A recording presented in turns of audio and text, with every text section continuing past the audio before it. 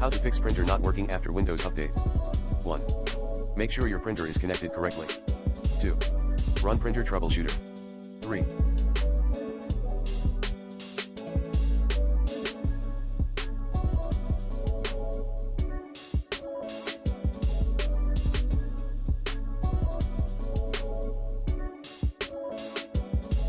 Download and install the latest printer software and driver, using the recommended Avast driver updater in this video guide.